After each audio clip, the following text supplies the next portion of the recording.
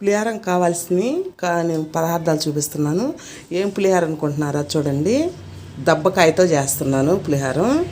ఈ దబ్బకాయ ఒక కాయకు వచ్చి కేజీ బియ్యము కలుపుకోవచ్చు. కాకపోతే నేను సగం వేస్తున్నాను, మీకు చూపిస్తున్నాను. కోసి పెట్టాను సగము. ఇలా సగాన్ని కట్ చేసుకోవాలి. సగం అయితే చోళ బియ్యం అంటే 1/2 కేజీ బియ్యం కలుస్తుంది.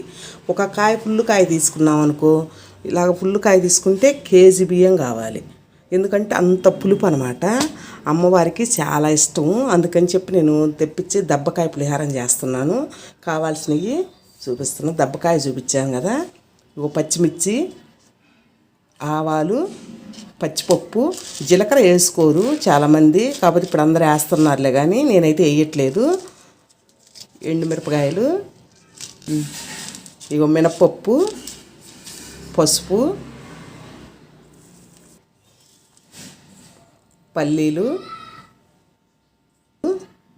ముందుగా ఉడికించుకోవాలి. కొంచెం పలుగ్గానే ఉడికించుకోవాలి. మనం పులిహార కదా, అన్నాన్ని మనం తినటానికి కాకుండా పలుగ్గా ఉడికించుకుంటే మనకు బాగా మెతుకు తగలకుండా పులిహారం అనేది బాగా చక్కగా వచ్చిద్ది. పులిహార కంటే కొంచెం నూనె ఎక్కువే పట్టిద్ది, చూసుకొని వేసుకోండి.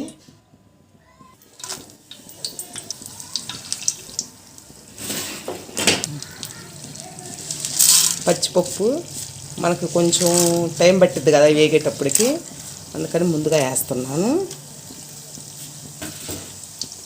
కొంచెం కలర్ వచ్చేదాకా మనం పల్లీలు వేసుకుందాము. అవి గోల్డ్ కలర్ వచ్చేదాకా వేగినాయి కదా, ఇప్పుడు పల్లీలు వేసుకుందాము. కొంచెం కలుపుకుందాము. అడుగు. ఇప్పుడు మినప్పప్పు, తర్వాత ఆవాలు, పచ్చిమిరపకాయలు ఇలా చీల్చాను.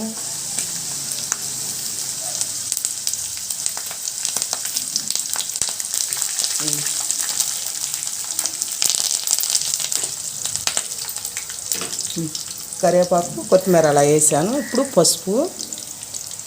పసుపు ఉంటేనే కదా మనకి పులిహార అని తెలుసు, లేదంటే మామూలు అన్నం లాగే ఉండిద్ది. అమ్మవారికి ఆ పసుపు వేస్తే బాగా కలర్ఫుల్గా ఉండిద్ది. పసుపు అంటే చాలా ఇష్టపడిద్ది.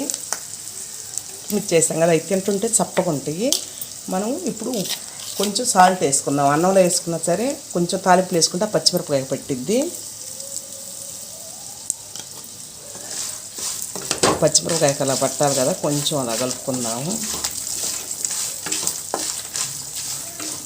ఆఫ్ చేసుకోవాలి మనము పొయ్యి. ఈ లోపల అన్నం కలుపుకున్నాము మనం. ఈ దబ్బకాయ పిండుకొని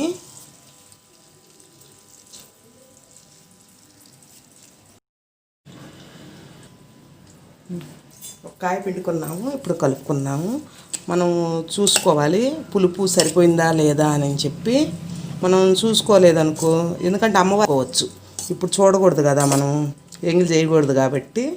ఒకవేళ మనం గుళ్ళోకి తీసుకెళ్ళాలి అని అంటే నిమ్మకాయ అయినా దబ్బకాయ అయినా చల్లదు. గుళ్ళో మనకి ఒక గుడికి వెళ్తే తీసుకెళ్ళాలి అని అంటే చల్లదు.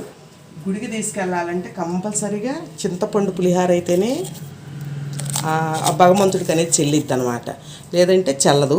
ఇదిగో నీ రుచికి సరిపాటు చూసి వేసుకోండి. సాల్ట్ తర్వాత అయినా వేసుకోవచ్చు, మనం అమ్మవారి పెట్టిన తర్వాత. పులుపు అయినా ఏదైనా మనం అమ్మవారి పెట్టినాకే కలుపుకోవటమే కాబట్టి కలుపుకోవచ్చు. చింతపులుసు అనుకో మనకు కొలత కాబట్టి మనం చూడాల్సిన అవసరం. ఇప్పుడు మనం తాలింపు వేసాం కదా, అవే ఇందులో కలుపుకుందాము. మనకు ఆ పసుపే సరిపోయింది వేసాం కాబట్టి. మనం ఆ నూనెలో ఆ పసుపు కలవకపోతే మనం ఆ పులిహార తింటుంటే పసుపు వాసన వస్తుంది. అందుకని చెప్పి కొంచెం నూనెలో వేసుకుంటే, మనం దించబోయేటప్పుడు నూనెలో వేసుకున్నాం అనుకో మనకు ఆ పసుపు వాసన రాదనమాట. చూడండి, చింతపండు పులిహార ఎలా ఉండిద్దో మనకు ఆ కలర్లో ఉండిద్ది. చింతపండు పులిహారం అనుకో అందులో మనం కొంచెం బెల్లం వేయాలి, కానీ దీంట్లో వేయాల్సిన అవసరం ఉండదు. మనకి ఇదే సరిపోయిద్ది. ఆ టేస్ట్ వేరు. ఈ దబ్బకాయ పులిహారం మీరు చేసుకోండి, మార్కెట్లో దొరికితే చాలా టేస్ట్గా ఉండిద్ది. మనకి వేడి చేసిద్ది, పిల్లలు తినరు అని అనుకోవాల్సిన అవసరం ఉండదు. ఎవరైనా దబ్బకాయ అనేది చాలామంది ఇష్టపడతారు. ఇలా చేసుకోండి ఫ్రెండ్స్, చాలా చక్కగా వచ్చింది, మనకి చాలా త్వరగా అయ్యిద్ది. మనం వండుకున్న అన్నమే కదా, కొంచెం పొలుగ్గా వండుకున్నాం అనుకో, మనం అట్లా కలుపుకోవచ్చు. దేవుడికి నైవేద్యం పెట్టినట్టు ఉండిద్ది, మనకి ఇంట్లో తిన్నట్టు ఉండిద్ది. చాలా బాగుంటుంది. చూడండి ఎంత పొడి పొడిలాడుతా అన్నం, అసలు ఎంత బాగుందో. ఇప్పుడు అమ్మవారికి నైవేద్యంగా తీసుకుందాము. అమ్మవారికి చాలా ఇష్టం. కావాలంటే ఇంకొంచెమైనా పసుపు వేసుకోవచ్చు, మోయినంగా వేసి, ఎందుకంటే వేడి చేసిద్దని కొంచెం లైట్గా వేసుకోవాలి. ఇప్పుడు తాంబూలం పెట్టుకొని ఒక పండు తాంబూలం ఇలా నైవేద్యం పెట్టుకుంటే అమ్మవారికి చాలా ఇష్టం. మనకి శ్రావణ మాసం అంటే ఇప్పుడు చాలా బాగా చేసుకుంటారు చక్కగా మన తెలుగు వాళ్ళు. చూడండి ఫ్రెండ్స్.